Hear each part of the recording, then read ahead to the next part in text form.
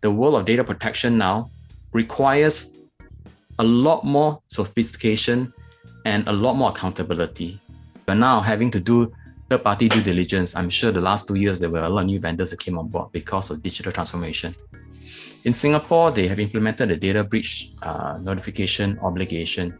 And likewise, the other countries that are tightening up on this as well. Why?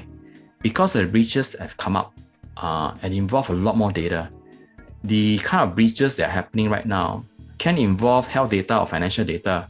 And if you take your time to go investigate, don't tell anybody, it can cause a lot of harm. Privacy and security are two different fields, but they overlap greatly. And the main attack vector is still phishing. 80% of data breaches are caused by password compromise, right? In Malaysia, right, early this year, a survey was done and was found that 30% of companies in Malaysia were hit by ransomware. Among this group, 56%, okay, expect to be hit by ransomware this year. All right, so ransomware is not going away. So this is a snapshot of the risk assessment and monitoring dashboard. All right, it shows you at a glance how much liability you're facing from the sensitive data you're using and how much of it is exposed, and also give you a view of the risk exposure over time. So this is needed for you to update your enterprise risk framework. Now, so once you have identified where your sensitive data are, you can encrypt the sensitive data, how many sensitive files are on it. As you can see, this example, that particular laptop or desktop has 1,923 sensitive files sitting on it. These are the top 5 questions a regulator asks, and we can also use these questions to ask ourselves as a form of self-assessment, and also to vendors. Have we done a risk assessment, and what are the relevant SOPs that we have actually been trained in? What are the internal or external trainings on PDPA? How do we ensure practices are updated, and how do we respond to data incident? How do we go about complying with the PDPA, whether or not you're on Malaysia PDPA or Singapore PDPA or Philippines DPA? Is where we've seen in order to put up a successful data protection management program will require the management buy-in, right? And in this case, the big question will be, hey, who are the ones to be involved in my data protection exercise, right? So the simple answer would be, oh, it's a legals issue, right? But we can identify who are the ones using the personal information. We know who are the ones storing the personal information. We also know who are the ones that disclosing that information, right? So therefore, it's actually an entire organization's initiative, effort in terms of putting the data protection management program in place, right? So we see marketing, sales, operations admin, accounts, finance, human resource, IT, procurement.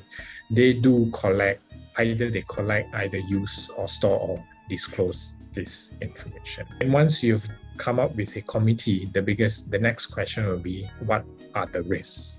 The risks in terms of PDPA would be the regulatory risks, the inventory risk, because we want to know how much information the organization is collecting, right? Whether or not there is sensitive personal data has been collected. The process risk, where when we look into a process which covers the collect, use, store, and disclose. And if we look at that, that will be where the information or personal data in transit. And the last one, project risk, right? So when we look into the current trend of digitalization, we must also consider that a data protection impact assessment or a project risk assessment has to be rolled out. And there are typically 16 key data protection policies and SOPs in relating to the information lifecycle.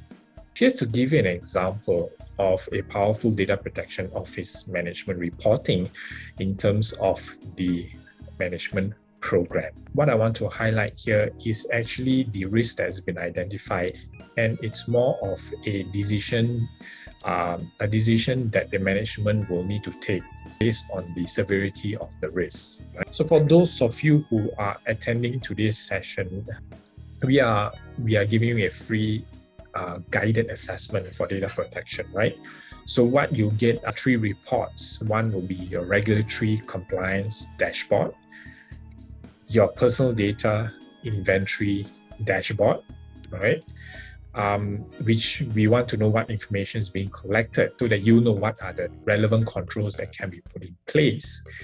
And the last part, which is the data mapping assessment, which we want to know the data at transit. And we want to know the data at transit so that the gaps can be addressed. I want to be able to offer all of you who have attended this webinar, together with Straits Interactive, that we can offer you a free data privacy risk analysis.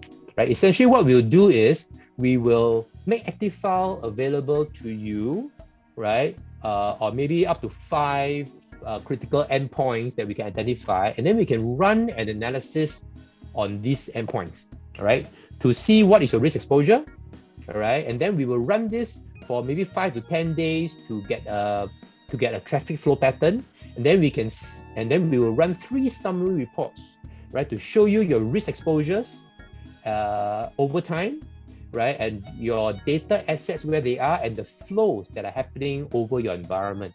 So over a period of 5 to 10 days of monitoring, and then we can provide 1 day of free consulting review